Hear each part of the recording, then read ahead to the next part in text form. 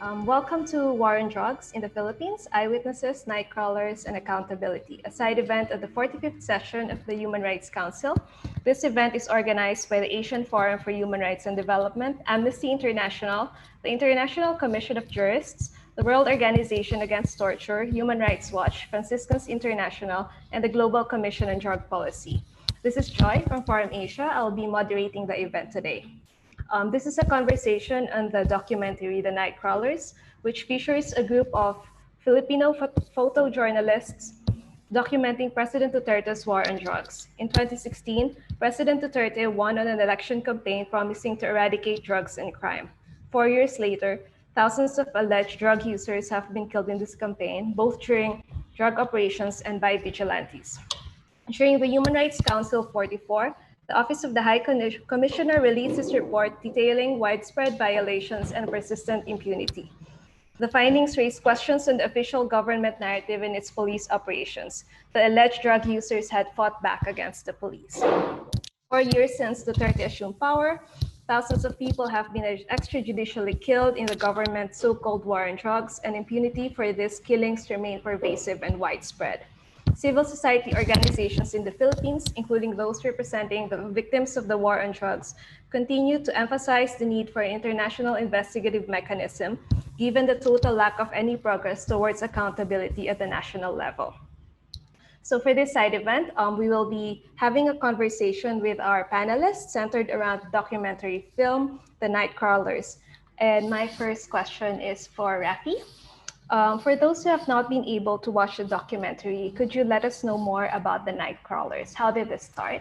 And anything you want to share about this? Well, the documentary started by the end of, I think it was late October of 2016, when the producer, Dorian Maddock, and the director, uh, Alexander Moore, contacted me, and they wanted to follow the journalists around Metro Manila when we were covering the killings, the height of the killings back in 2016. And we never really called ourselves Nightcrawlers. It wasn't really an official group. It was just a group of journalists, filmmakers, artists who were passionately covering the killings, the nightly killings. And well, eventually this group continued documenting it even when many of the news agencies stopped, and this became some sort of support group of some sort.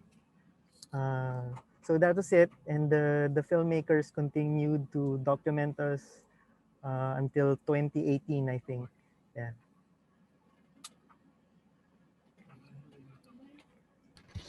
Thank you, Rafi. Maybe I could, if I could ask our colleague Nanette Castillo. The Nightcrawlers documents the war on drugs. And I understand this experience has been very personal for you. If you could share us your experience or whatever you're comfortable sharing regarding this campaign. Since the war on drugs started, I'm getting emotional every time I'm talking about this. My son is not a drug user. He used to experiment about this drug, but he's not that addict. So in last October 2, 2017, he's just visiting his sister in Tondo. We're now living in Novaliches, but we are from Tondo. He's just visiting her sister, and then some poor motorcycle riding men with mask on their face uh, approached him and then told him to kneel down on the pavement with his hand on his head like this. And then they asked him, "What's your name? What's your name?" And then they shot him. They shot him 5 times. Two in the head, one in the neck, and two at the back. Then nothing happened. Since then, October 2, up to now, nothing happens. No investigation at all. nothing from the PNP, nothing from the president, nothing at all. And this is him. This is his picture. So many picture of him in our house. Because up to now, on October 2 will be his third death anniversary. But up to now, there's nothing. No remorse from the president, anything at all.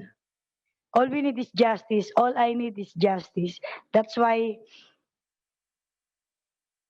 I'm very furious about this president. He has no heart. He has no heart. He doesn't care about our human rights and even our human lives.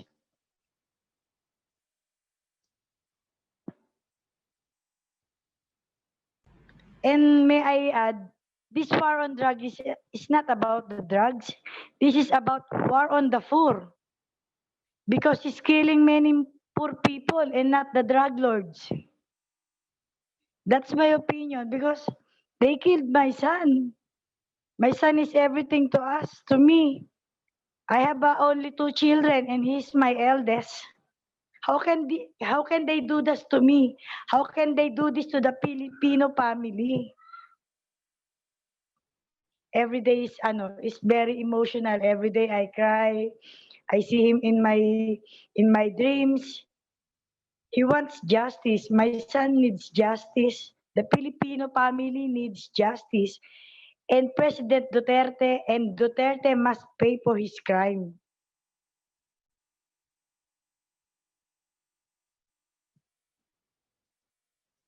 Thank you, Joy. Thank you, Nanette. I understand this is not, I know you've been going around advocating for this for years, but it does not get easier. And perhaps, Yeah. so we really thank your presence here today. If I could perhaps ask Commissioner Karen, the CHR has been documenting the war on drugs for the past 4 years. What are your key insights, key observations on this war on drugs, and also related to the experience of Nanette and Raffy and the Nightcrawlers? Thank you for that question, John. Good evening, everyone. Well, of course, Commission on Human Rights has been trying very hard to complete investigations where we have found that normally what we do is we accept, of course, complaints from the public regarding human rights violations complaints. But in this case, on EJ case alone, we see that there is about, the last time we looked, it's about around 95% are actually cases that we have taken cognizance of motu proprio, which means that we did it on our own because hardly people do complain, give complaints to us. But this time it's the other way around. Most of these EJK cases we investigated on our own. That's one trend. The second trend that we see, of course, is that being a small agency compared to, let's say, security sector agencies like the Philippine National Police, we don't really get cases at first instance, no? And we actually monitor these cases if these cases are being tended to by the proper agencies of government, like the police, for instance, or like DOJ. In these cases, what we have seen as a pattern is an almost non-cooperation in terms of information that we need to be able to complete an investigation. And this is, we compare this to previous cooperation of the police in previous administrations. We can fairly say that we have not seen this level of non-cooperation that we have been seeing now. So that's one of the trends. Aside from this, of course, we are also taking a look at the patterns, no? These patterns are actually where you find the killings or the deaths. And as you know, there was already a place that was identified as ground zero. And I suppose Ms. Nanette Miss Nanette's family belongs to that ground zero area where there are a lot of killings that have happened. So these are the patterns that we have seen. Now, in terms of the numbers, of course, there's a numbers game also in this, and then there's also a game of, it's not really a game, but there's this exchange of real numbers and then reclassification of the deaths, like deaths under investigation, deaths within legitimate police operations, and there have been a lot of labels also being described for the killings. Like early on, it was cardboard justice and all that. No, but suffice it to say that if we are looking at the conservative numbers, which belongs to government, our resources cannot actually investigate each and every killing as of now. But what we do strive to do is try to take a look at each and every case that we have taken cognizance of, and take a look at it in terms of how we can complete the investigation. So those are the patterns that seem to emerge. But in terms of numbers, then you already know that there's really a debate of what the actual numbers are. It can be from a conservative of 6,000 to about 32,000 the last time we looked. Thank you, Com Karen. And perhaps I see that Raffy has now settled in a nice spot. Perhaps if I can ask Raffy, so Commissioner Karen has been speaking about patterns and trends in your everyday work, documenting these killings. Are there any insights you want to share on the experience on the ground regarding any insights or patterns that you would like to share? I think the height of the killings was back in 2016. And when we were going out to cover the nightly killings, it was usually 1, 5, 10, 15, and the most was 32 in one night. That happened on August 15, 2017. And included in this was in Bulacan, in a province just north of Manila, where 32 were killed in police operations. And the following day, the president was asked about these killings. And he said, maganda yon, that's good. That's good. We should kill with this high number every day so we could rid what ails the society. And true enough, the following night, 26 or 27 people were killed in Metro Manila. And then the following day, another 24 were killed. It was the bloodiest week of the drug war. Included here were 3 teenagers, Kian Loy de los Santos, Carl Arnaiz, and Reynaldo de Guzman. And because of the public outcry from the killings of these teenagers, the killings stopped for a while. And especially in Metro Manila. And after that, there were more of vigilante killings. We were monitoring these killings. It was mostly being conducted by they call riding in tandem, motorcycle riding gunmen. And we've also seen killings in the provinces, more in the provinces, like in Cebu. That was around, I think, let me say, 2018, I remember. There was a lot of killings in Cebu, in Central Visayas, also in Negros Island. And we were seeing that pattern. It was going out of Metro Manila.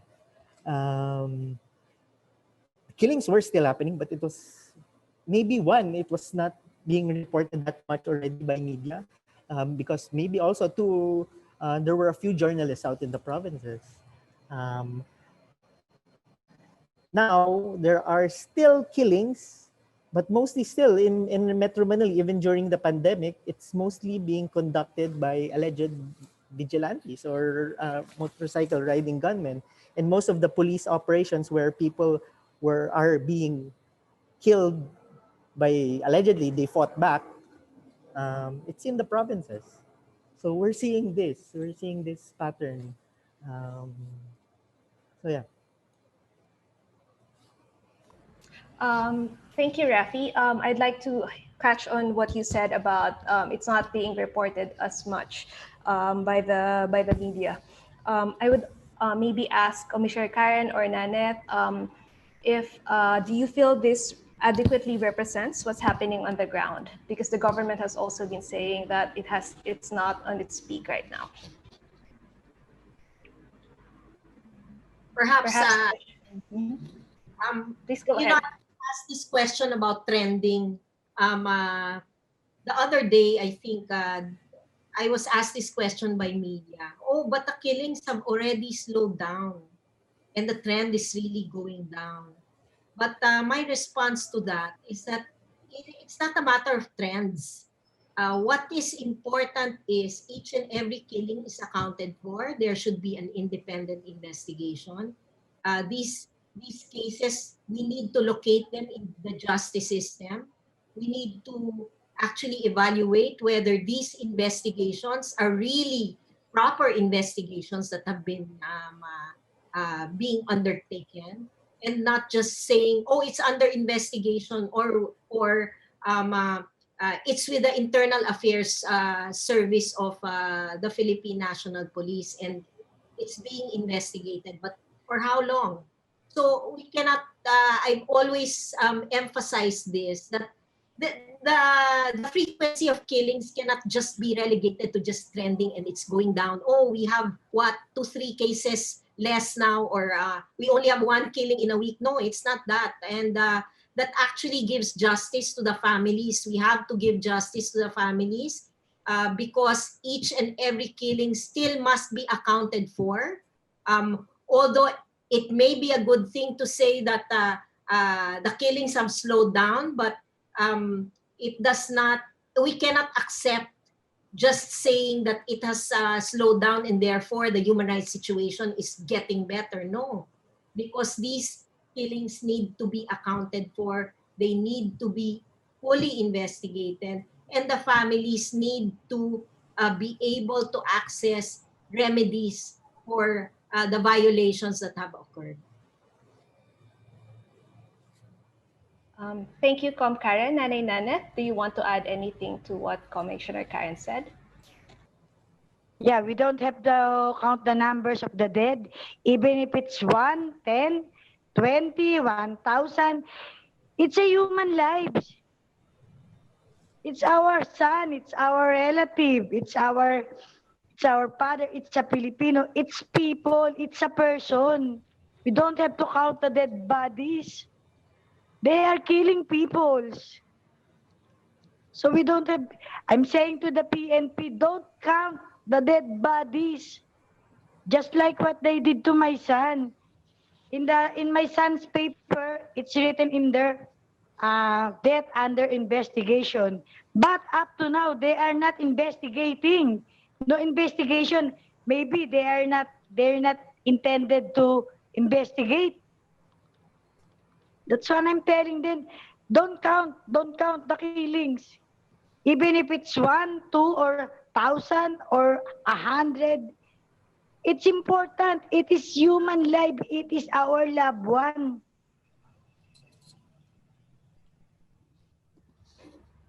Thank Can you, I Joy. add, Thank Joy? you. Yes, Rafi. I will also say that maybe many of these, if there are people getting killed, maybe it's not being covered by media because media doesn't know. Maybe we've also recorded some of these killings not seen by media or not reported by media, but it happened. Um, so I don't know if there's a lack of transparency or maybe media is not being tipped like when we were tipped during the start. Because let's face it, during the start, even the police were giving us information where these crime scenes were. Um, we were just following some of the police homicide and sometimes the SOCO teams. Just follow them around whenever they go. And sometimes the information really did come from them, but because of all the international when all these killings were coming out already and international pressure uh, from all these abuses, and they started to not give us that. They were not as open as before. So I don't know. Maybe that's one too. Yeah, that's a really great point, Rafi, that maybe we're not catching the whole story. Commissioner Karen? Yes. In fact, no. Earlier on, there was some cooperation Yep. at the perhaps technical level, no. Just going back to the trends and the patterns that we've seen. When I did say that more than 90% of our cases were acted on our own, and we did it on our own. That's also an indication that people are afraid of reporting, and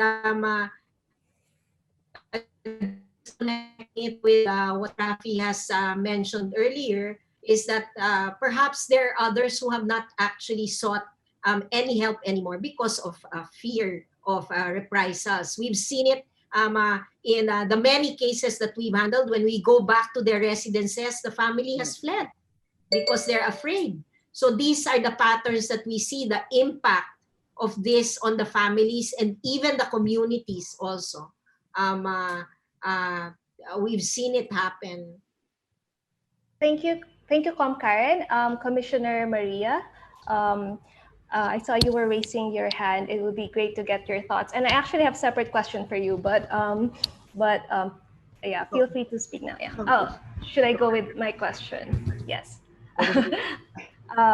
Yeah. So from your experiences, so this is the Philippines experience, but I know you have extensive experience on the war on drugs in other countries.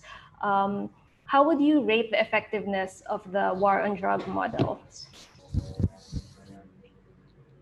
I'm very moved and by everything that Rafi and Nanette have said, and Karen's knowledge of how this is seen, what is happening in the Philippines, and what the investigations from her side show. The war on drugs is everywhere in the world. There have been different levels of war on drugs, and they're all a total failure. They're a war on people, nothing more, nothing less.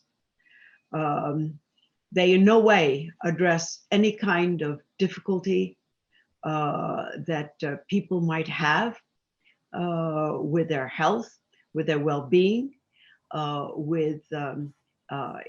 most of them are not even dependent on drugs, as Nanette was saying. They're not even in any way having a difficulty with them. And even those who do, a war doesn't do anything but destroy lives and kill people. And that's all it is. It's a war on people. And this is everywhere in the world. So if effective, yes, it's effective at killing people. It's not effective at all on any difficulty that may be created, for instance, by very strong criminal gangs and cartels in many countries.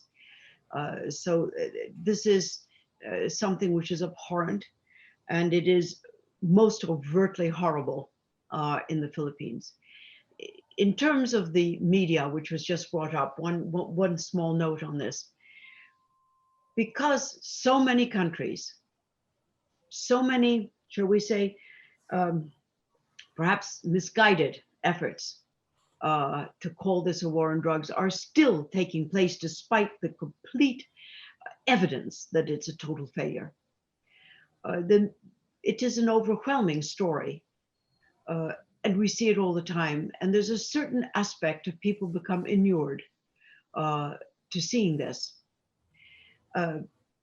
There is a level where we unfortunately in the world have just said, you know, it's all there. We don't look at the personal pain that Nanette is going through and many others. We just look at the statistics. And somehow or rather, we've become used to them. However, I do feel that there is a change in some areas of the world. And there's certainly been a change here in Europe. And I'm hoping that this change is spreading a bit everywhere to understand that you cannot make a war on people and expect them to be in good shape, healthy if they need help, and completely normal if they don't. Because most people who do take drugs are not in any way in a major problem of any kind.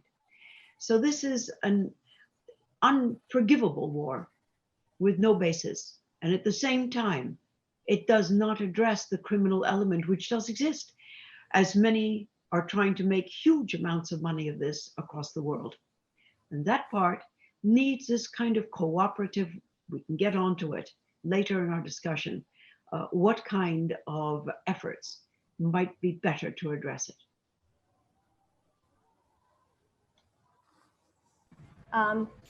Thank you, Commissioner Maria. You raised a lot of points that I think it would be good for us to get into later, particularly around going beyond the statistics, going beyond the war on drugs, and actually it's a war on the poor and on people's lives. Yeah, we're back again. I would like to go back to what was mentioned by several of our speakers earlier about reprisals and the fear of reprisals. Perhaps I can start with Raffy. You have worked with this, in the film, we see you coming back to the families. Um, do you have any, is there anything you would like to share about what happens after the deaths, after the burials? How do those families live on? Like, how do they react after? Well, when it comes to looking for justice, many of the families don't really look for justice. Their first concern actually is how to get their loved ones buried. They don't. Many of them are poor and they don't have the means to get their loved ones buried. Costs around close to $1,000 per burial, and some of these are really very poor. And wakes usually last for a week, 2 weeks, 3 weeks. We've documented some that even lasted for a month because they were trying to get enough money to bury their loved ones. And for them, justice is not their priority as of now. One, it's economic. They don't have the economic means to look for justice. Second, it's reprisal. You fear for their lives. And this was mostly in the first year. Many of them also say that maybe they'll just wait until there's for another government when they will be more they would have the strength to speak out to look for justice. But there are mothers, there are families who are seeking justice, and we've also been documenting them besides the crime scene. These families who are looking for accountability. This happened more during the start of 2017 when you have families um, getting together and looking for accountability.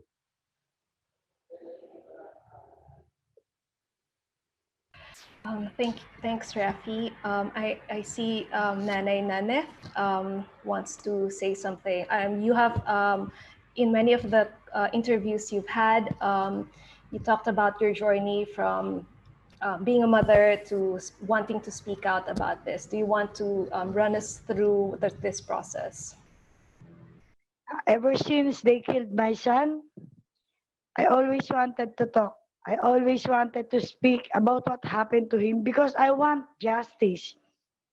Yes, of course, I fear. I have fear for my lives.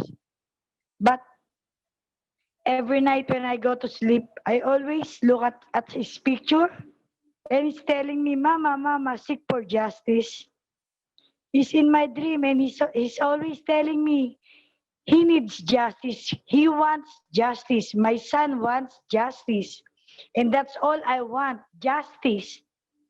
I want I want this government of Duterte to be accountable. whoever kills my son, I know, they know, the government know it. There's no case of crimes under investigation. I know the government knows what happened, who killed him. I want accountability and I want justice. Many families want justice, but of course we are fear for our lives. But for me, for myself, I don't have fear anymore. All I want is justice. Because I always saw my son in my dream. He's crying in my dreams. He wants justice. And that's why I want this Duterte to be accountable. Looking back, going to, I think maybe because we've been getting questions from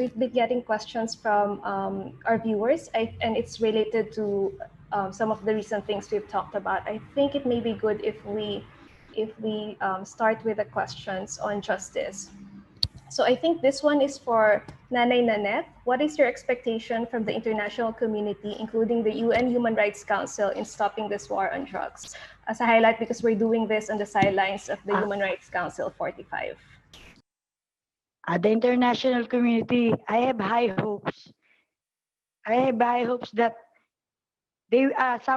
something will be done out of what we're doing, what they're doing. I want to push the international community, the United Nations, to investigate the crimes happening here in the Philippines. This war on drugs is not a war on drugs. This is a war on the poor in the Philippines. So I want to push them more to please visit the Philippines, investigate these crimes. This is not for the poor. It's for the, I'm not saying the rich one, but how many drug lords have been jailed? I don't think anyone is being jailed. But most of the Filipino poor who are using drugs, they say using drugs, have been killed. So I have high hopes, and I have faith that this UN, the United Nations, the community will help us to solve this problem, to have justice. The international community, the United Nations, all of the country who's helping us. I have high hopes, and I hope and I have faith that it will be done.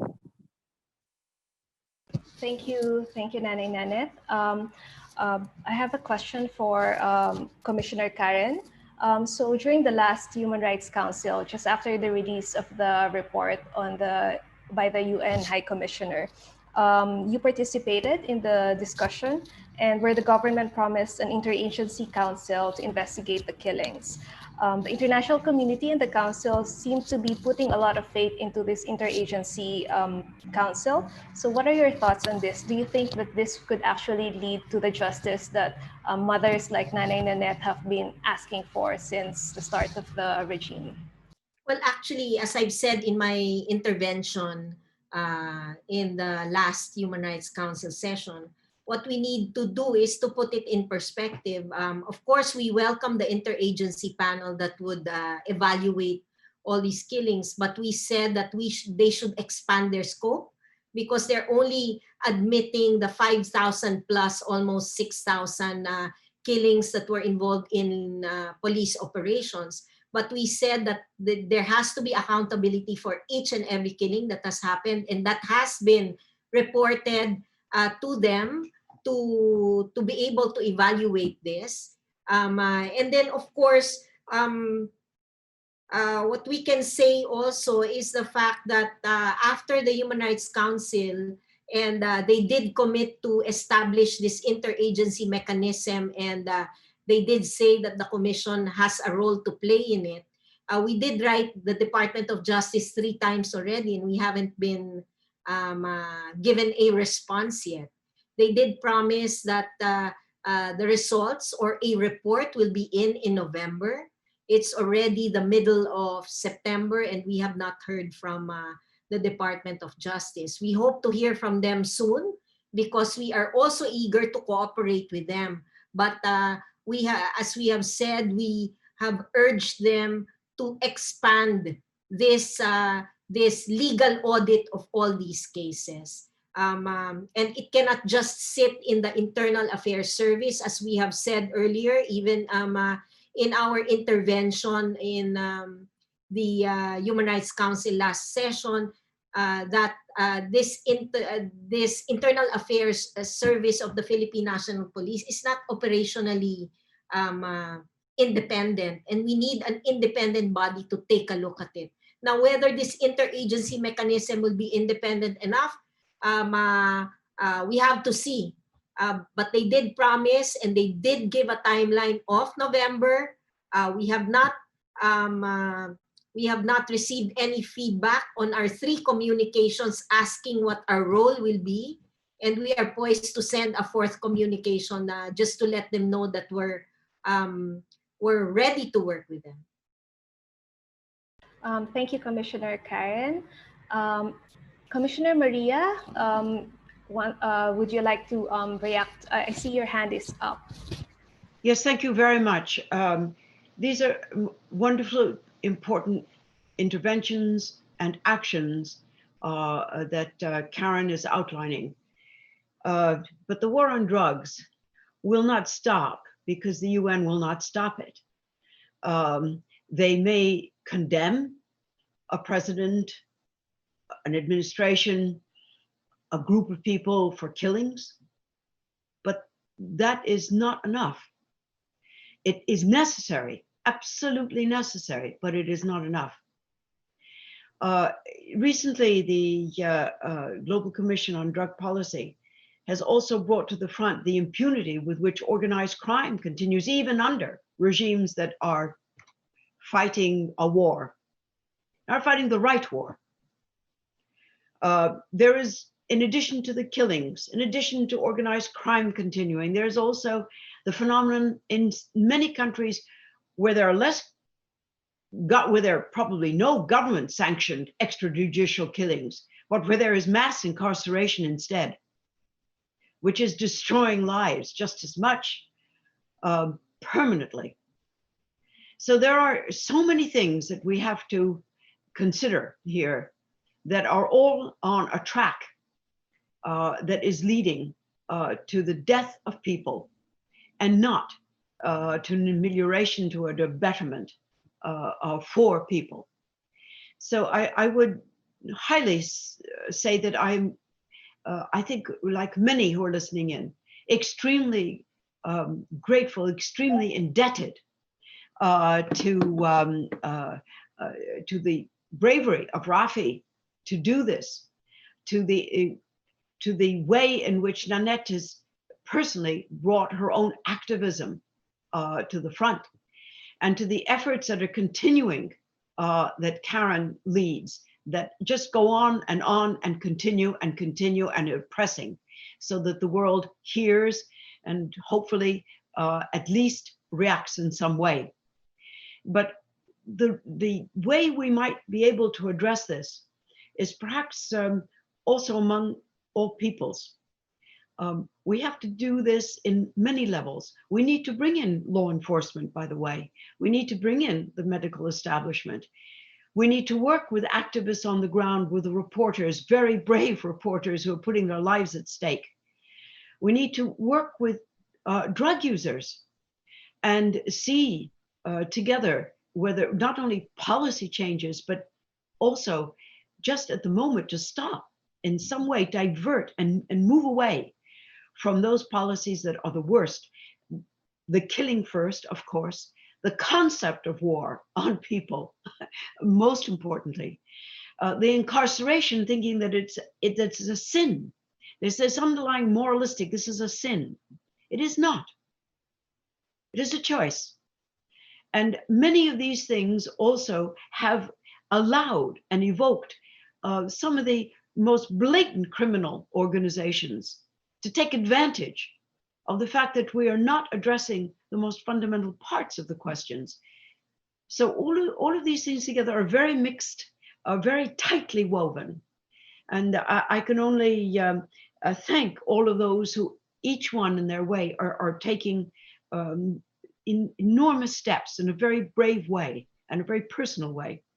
And hope that somehow we can weave these together into a much stronger response, so that the fundamentals are addressed first while we look for the different kinds of models that have the best outcomes. Thank you, Commissioner Maria. So I think this is also related to what you've said, but there was a follow-up question for you, that what would you actually recommend in terms of fighting organized crime instead of jailing the poor? Just that. Look, there are many things that people are trying. One, of course, is simply to take the business away from organized crime, and that is to decriminalize, perhaps to consider how to regulate the market, how to regulate drugs. We regulate plenty of risky things. We regulate household products. We regulate tobacco. We regulate alcohol. These are very risky things and used to be in the hands very much sometimes of criminals. The answer is not to try and kill people. The answer is the path, the direction is to move it out of it being criminalized, out of it being war, out of this vocabulary of repression, and to move it into a concepts that bring it to the responsibility of governments to regulate, to understand who is hurt, to understand how the health system can help, how the law enforcement system can help. It is a whole. It is not one piece or another. We're just on a totally wrong track here. Totally wrong track. It is a track that leads to nowhere. And I argue, just change that track entirely, discard it, and move completely to another. There's no a single model. Probably there are ingredients that we know, and I think the Global Commission on Drug Policy has very often, in their work, and it's online for anyone to see, has very often brought out all the time in its reports some of those ingredients and how they could help, and how they could, each country and each society can use them, can adopt them, can adapt them in order to face a world in which we are not at war with ourselves. Yes, thank you for that. And I'd like to go back to Raffy. So during the documentary, we saw your evolution from someone who said you wanted to capture photos to move people, and to someone who you said had to speak about defiance. Can you speak to us more about this personal process, and what do you feel is the role of journalists at this time? Well, over the years, I've been documenting events, and I have to admit, usually you just passively document certain events in history, disasters where you have thousands of people killed. But in those cases, it's nature. Nature was responsible for it, and who do you blame? But in this case, it's a man-made disaster, and when you see people getting killed every day, and you have a public that's supporting what's happening or agreeing to the killings, I just cannot, I cannot just turn a blind eye on it. I just cannot leave it. I want to change society, because this shouldn't be normal. This shouldn't be normal in Philippine society, when killing people is deemed okay. This shouldn't be, and you just have to make a stand on certain issues, certain things, and definitely with this, with the drug war and the killings, I have to make a stand, and I will never agree to the killings. And in my own way, that's how I could contribute to society and change people's minds. And it's through images, basically. It's through these photos. And I've been actively participating now, reading a lot, joining discussions, forums, and learning on finding solutions too. I mean, many people agree to the drug war, um, but not the killings. So you have to offer them solutions too. So I didn't know this from the start, but now there are better solutions, human rights centered solutions to solving the drug problem, and we should um, tell the people, give them options. So that's what we've been doing, trying to educate people. It has become some sort of advocacy now for many of us, trying to educate people and telling the truth. Basically, that's it. And as journalists, we just want to tell the truth. And the government has not been that transparent in their in what's going on. Police reports should be public documents, but it's not being released to the public.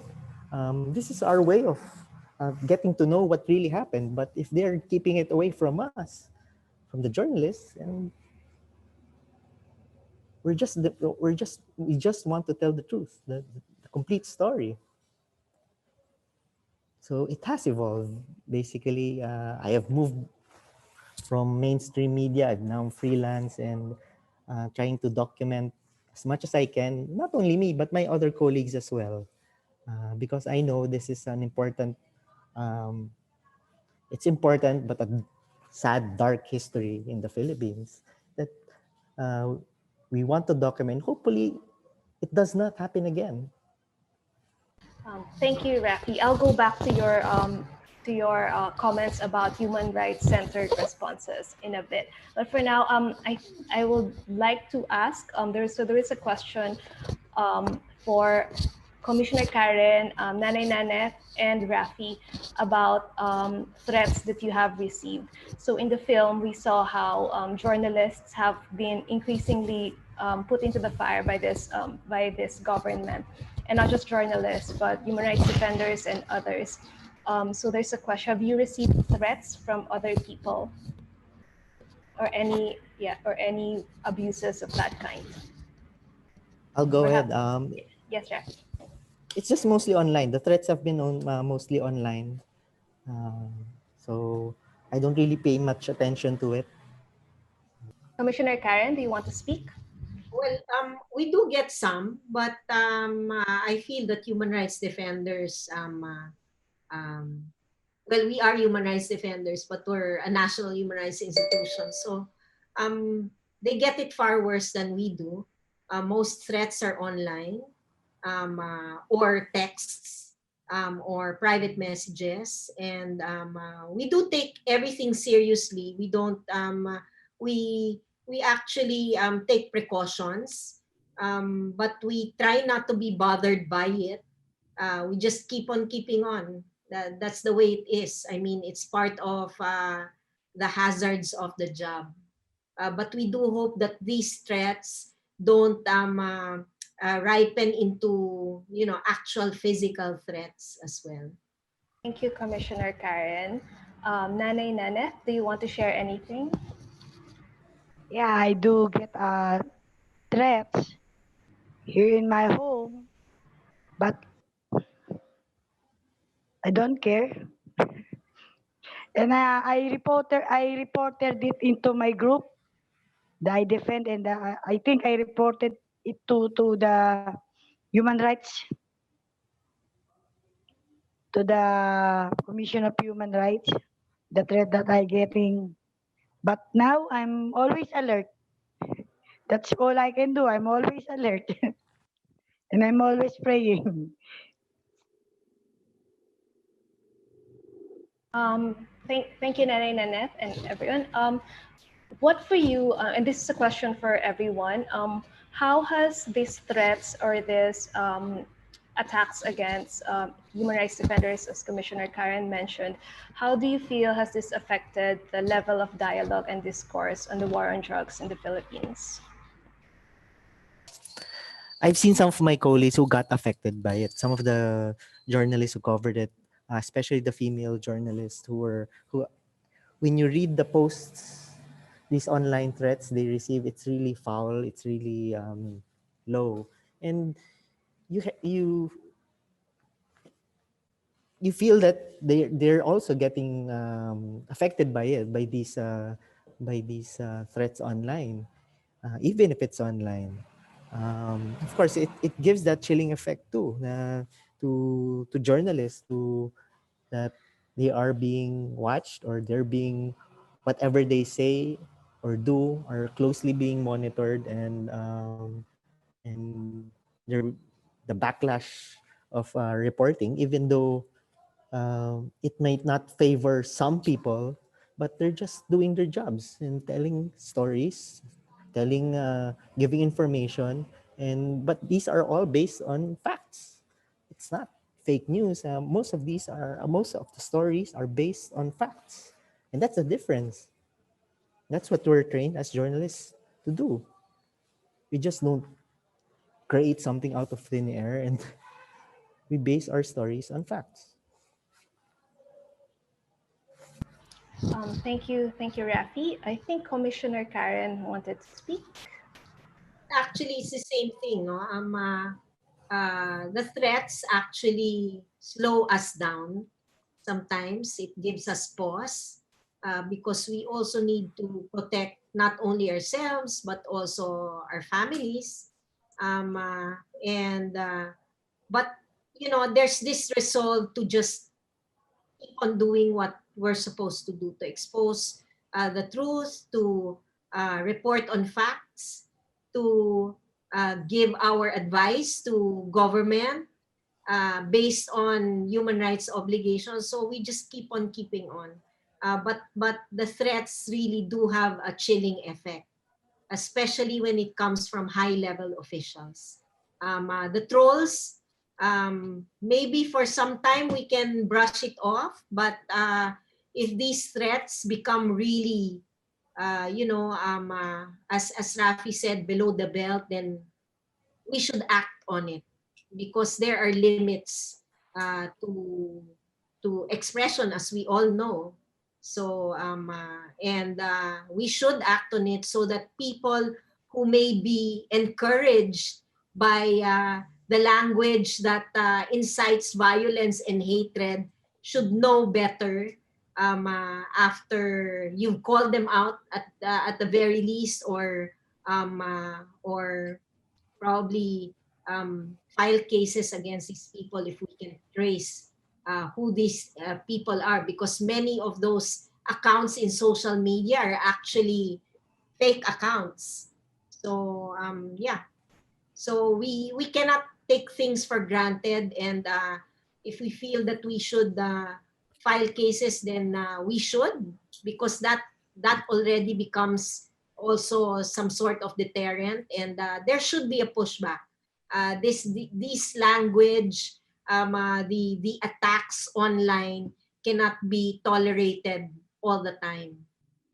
Thank you, Karen. You spoke about incitement and this chilling effect. And in the film, Rafi was also mentioned about how documenting and speaking out against this war on drugs could actually cost a life, even a life of a journalist. If we could just, and perhaps I can go back to that scene in the film where you were in the Foreign Correspondents Club in Bangkok, Thailand, where a Filipino was accusing you of being one-sided. I just wanted to ask, like, how have these all affected the discourse itself on the war on drugs in the Philippines among the general public? And how do you deal with Filipinos who continue to support this war on drugs? The one in FCCT, I remember that, but what wasn't shown in the film was what happened after.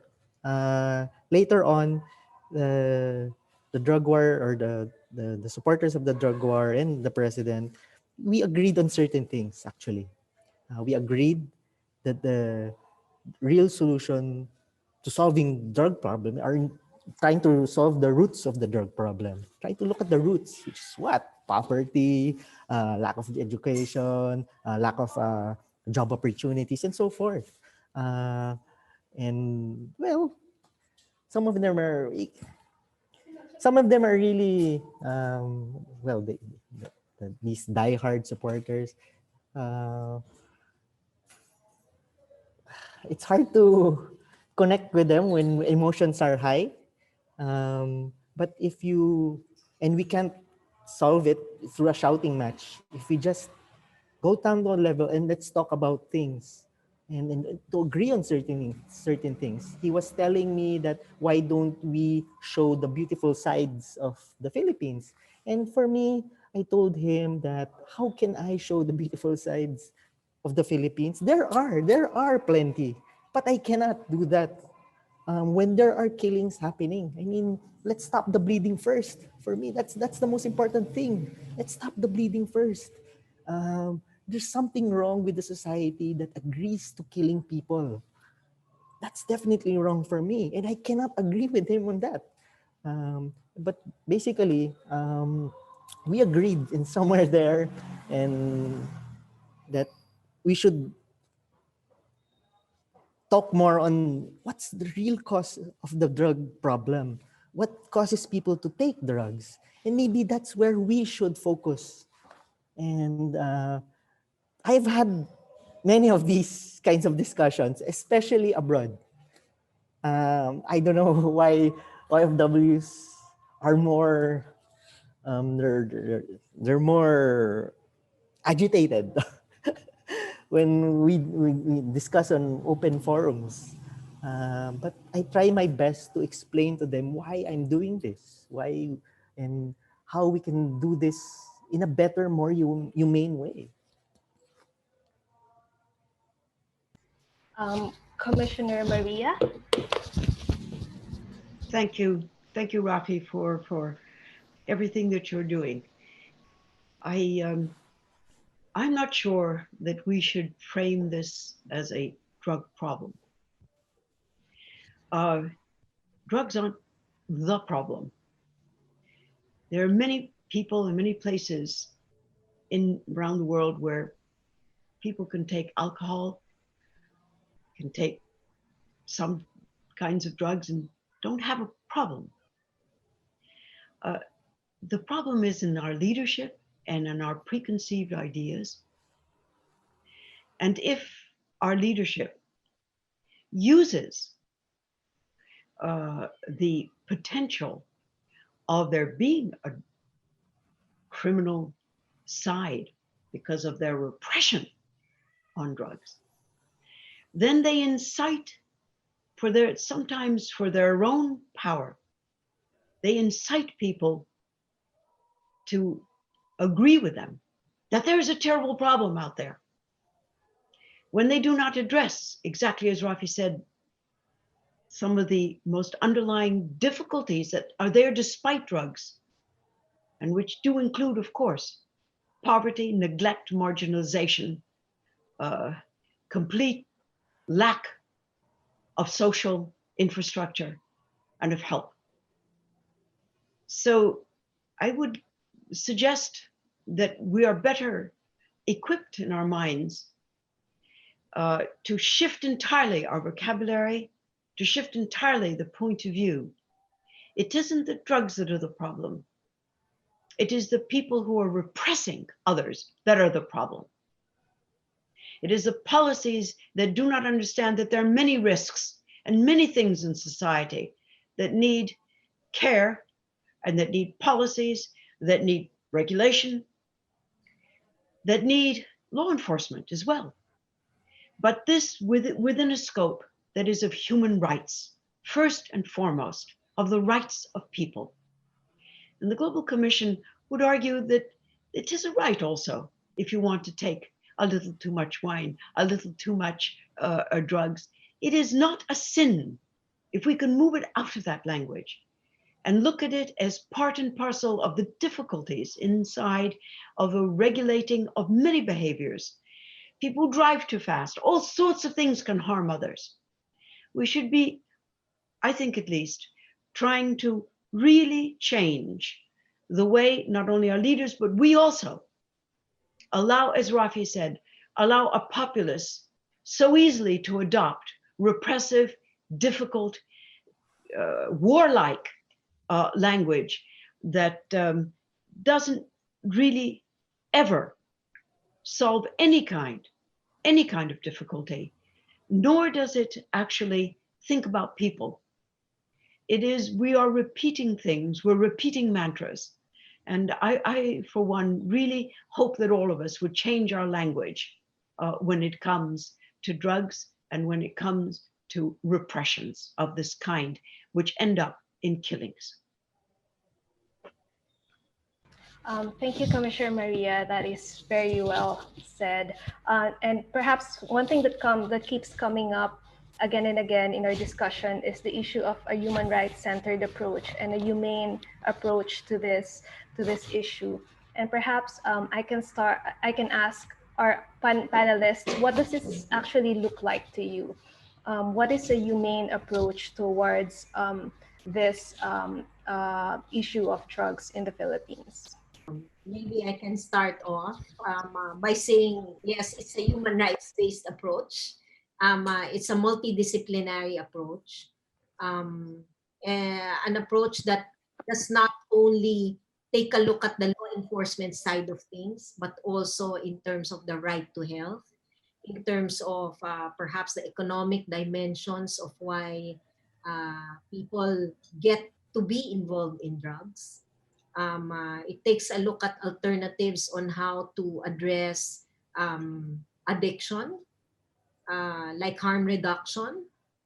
It takes a look at it works within a framework of restorative justice, meaning that it does not only look at it as in the dimension of being a crime, but actually being a social problem as well.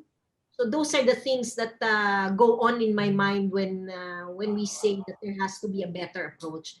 But definitely, well, the High Commissioner has already said this, that there is always that concentration or maybe tunnel vision, I would say, on national security and peace and order, or what we call in the Commission strong arm governance. And it cannot be just that. There are some perhaps situations where it calls for that, but it cannot just be that. It has to be a multidisciplinary approach.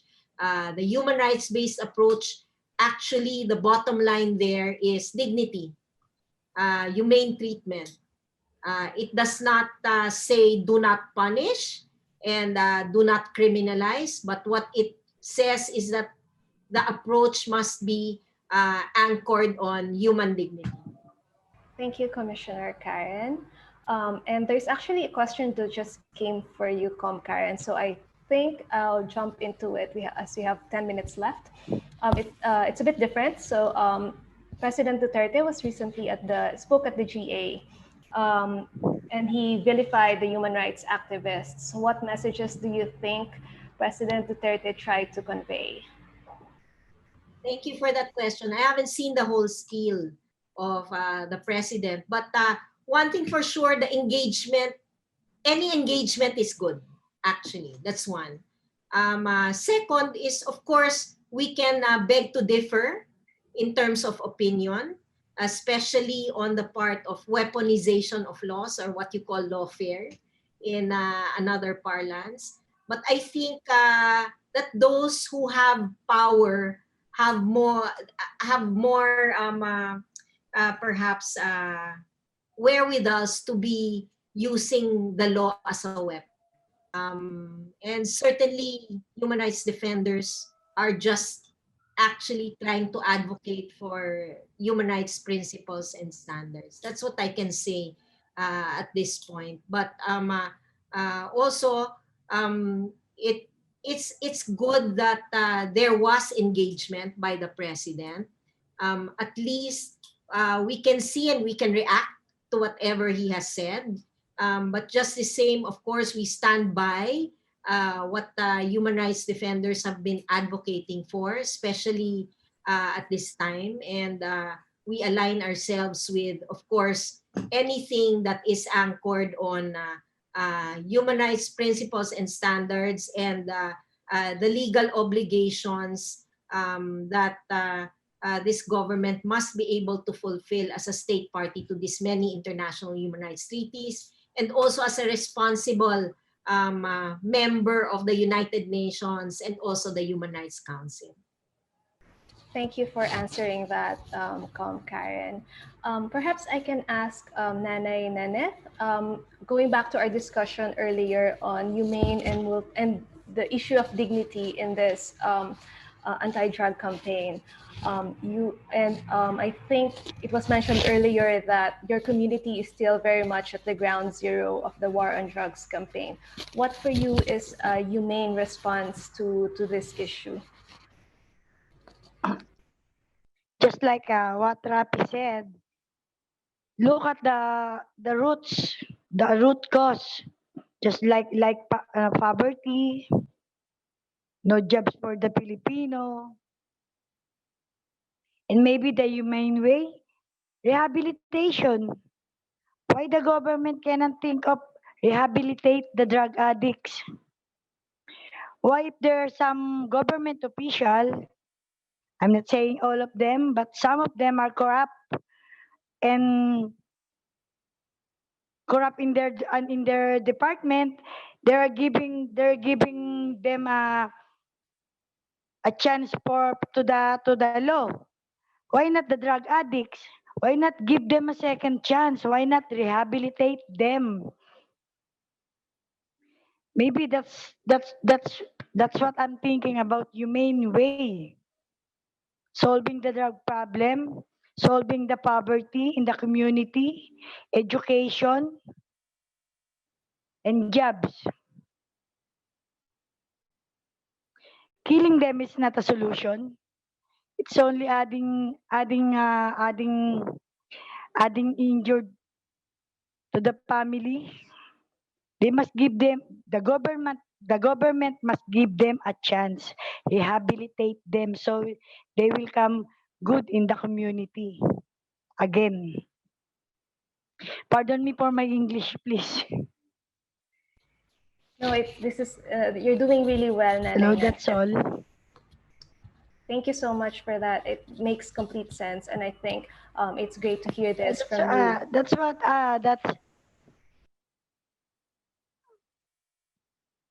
that's why I think killing is not solving the problem.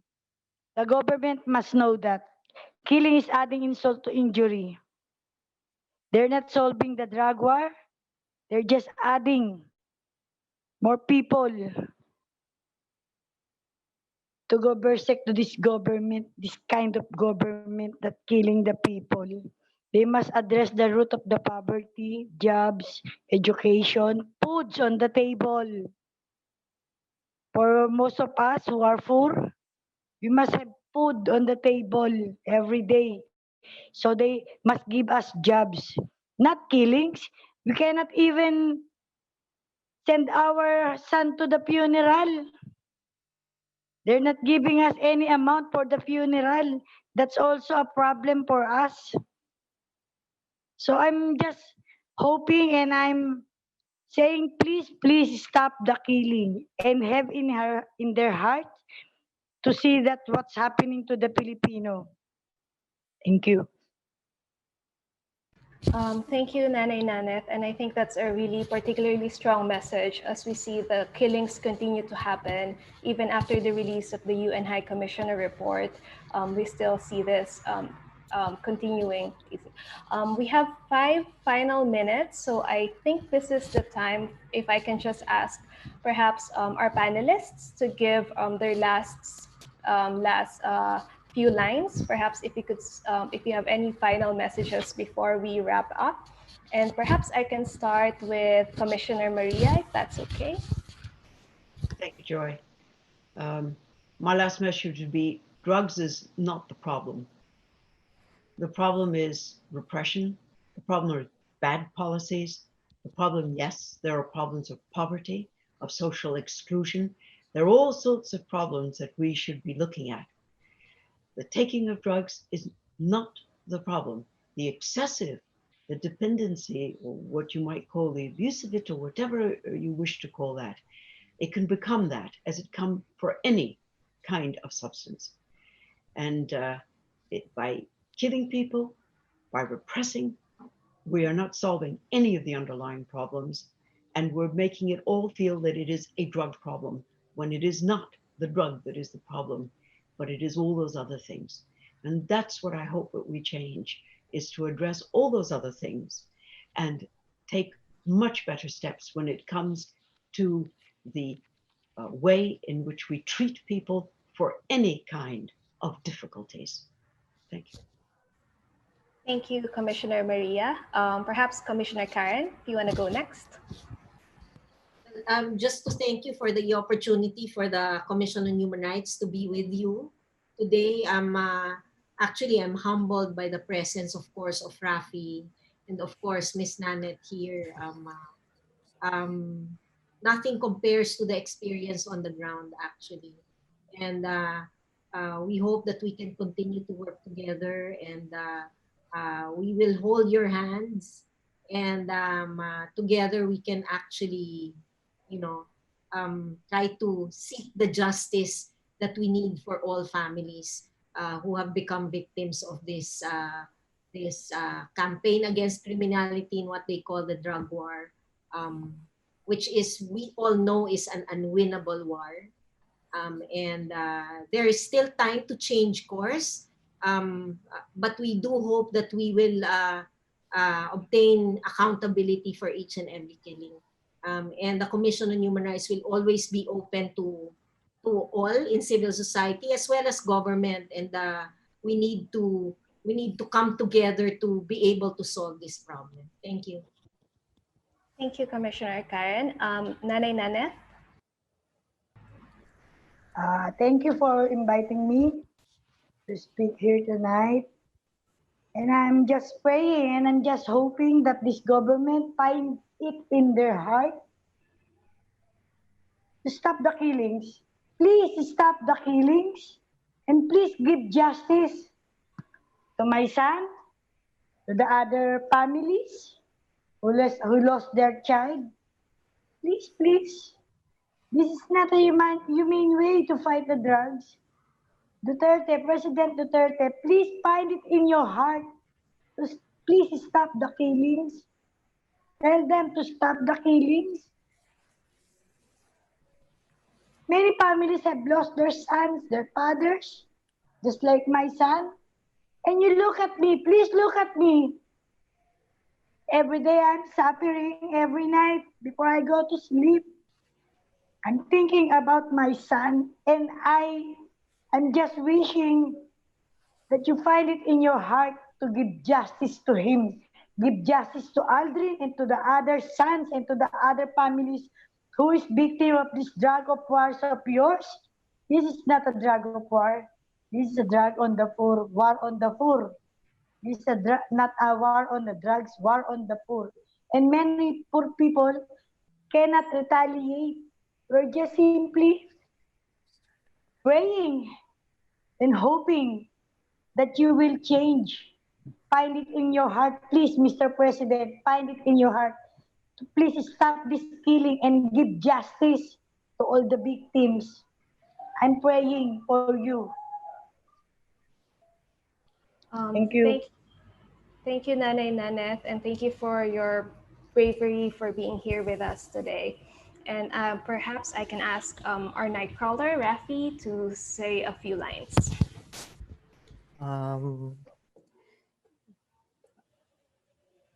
What's happening here now? It's this did not happen overnight. I think Duterte did not happen overnight. Even when we talk about human rights, when it comes to drugs, it was rarely being talked about before. I mean, it was, I don't know if many people were agreeing with me, it was taboo for many families to talk about drug addiction and stuff like that. And because of these killings, it's finally out there. And basically people said Duterte was the perfect storm. He unleashed this anger, which was rarely being paid attention to by past administrations. Let's face it, killings were already happening before, and we even called it salvage. Now it's extrajudicial killing. And we did not account people. There was no justice. The many people who lost their lives. And we have to put an end to this. If we really want to change things, we have to collectively, what I was saying in the documentary, collectively, we should do something about it. We just can't wait for something to happen. Even it's like UN is there. It's they can help, but it still falls on us. Things will have to fall on us. If we want to change society, we have to do it ourselves too, especially the Filipinos. We can't. Earlier, I was in Nueva Ecija earlier, actually. I went to a drug rehabilitation center, and from this priest, Father Arnold, who was doing all these programs for rehabilitating people who use drugs. And in 2016, when he started doing it, he was really not being paid attention to, but it has grown. He saved thousands of lives already. There are ways. There are better ways. This is not us. Actually, hindi dapat tayo ganito eh. Hindi to pagka-Filipino eh. So, yun na lang po. I hope people watch the documentary and see it in themselves and reflect. What has society become? And do we just accept it or do we want to change it? Yun lang po. Salamat. Salamat, Raffy. And thank you to everyone here. Just to wrap up some few points that we discussed today. So 4 years since Duterte came to power, domestic mechanisms, as we've seen from the experience of Nanette and thousands of other families, they have overwhelmingly failed to provide justice and redress to the countless victims of the war on drugs. Furthermore, it has expanded from a war on drugs to a war against dissent, a war against civic space. And journalists such as the Nightcrawlers continue to be attacked and face threats. Human rights defenders have faced reprisals for their work, and the president and his allies have continued to incite violence against activists. While the government has increasingly assured the international community that they're looking into these killings continue to happen. This lack of accountability has perpetuated a culture of impunity in the country. I think it's important to go back to some of the key insights that came up today. These are not just statistics. Behind every death is a human person. Behind every death is a mother like Nanette. And I think that's something we should all keep in mind. There are discussions about technical cooperation, but they should be compliant on international human rights standards, and they should not replace the need for accountability, as Commissioner Karen has said and raised over and over. The need for an international investigative mechanism remains ever relevant. And I think it's also important, I'm going to borrow the lines of Raffy, if that's okay, Raffy. But after the 6 years of President Duterte, you just have to ask yourself, what did you do? We allow the killing of thousands for achieving what we want, and that is wrong. And with that, we would like to thank all our panelists, Commissioner Maria Cattaui, Commissioner Karen Dumpit, Raffy Lerma, and also Nanette Castillo for joining us. And we'd also like to thank the co-organizers of this event. And with that, thank you everyone and good evening.